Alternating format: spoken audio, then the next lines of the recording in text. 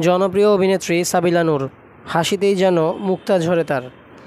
অভিনয়েও কম যান না তিনি। ইতোমধ্যে বেশ কিছু নাটকে কাজ করে দর্শকদের হৃদয়ে জায়গা করে নিয়েছেন তিনি। তবে অনেক দিন হলো পর্দায় দেখা নেই সাবিলার। সর্বশেষ ঈদুল আজহার নাটকে দেখা গেছে তাকে। এরপর কেটে গেছে প্রায় ৩ মাস। অবশেষে বিরতি কাটিয়ে ফিরলেন তিনি।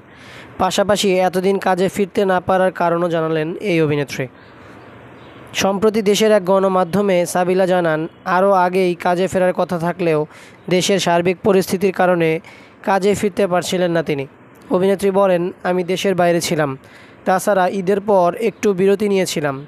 কিন্তু যখন কাজে ফিরব তখন বৈষম্য বিরোধী ছাত্র আন্দোলন শুরু হয়। ছাত্রদেরকে সংহতি জানিয়ে আমিও তাদের পাশে ছিলাম। তিনি আরও বলেন, পরবর্তীতে দেশ স্বাধীন ও বিগত সরকারের পতন হওয়ার পরপরই আবার দেশের বিভিন্ন জেলায় বন্যা হয়। বন্যার্ত মানুষের জন্যও কাজ করেছি।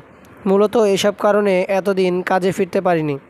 কাজের প্রসঙ্গে সাবিলা বলেন, বিজ্ঞাপন চিত্রের শুটিং শেষ করে ওটিটি ও নাটকের কাজ শুরু করব।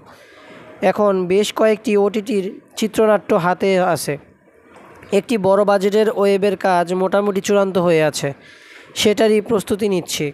কারণ ওটিটির কাজে সময় দিতে হয়। পুরোপুরি প্রস্তুতি নিয়েই শুটিং যেতে হয়। ওটিটির কাজটির আগে মধ্যে একটি নাটকের কাজ হতে পারে। বড় পর্দায় অভিনয়ের ব্যাপারে অভিনেত্রী বলেন, বড় পর্দায় একটি কাজ হওয়ার কথা। একজন বড় তারকার বিপরীতে সিনেমায় অভিষেক হতে পারে আমার। কাজটি প্রায় চূড়ান্ত হয়ে আছে। বেশ আগে থেকেই সেই প্রস্তুতি নিচ্ছি। এ কারণে মধ্যে নাটকের কাজও কম। তবে সিনেমাটির বিষয়ে বিস্তারিত এখনই বলছি না।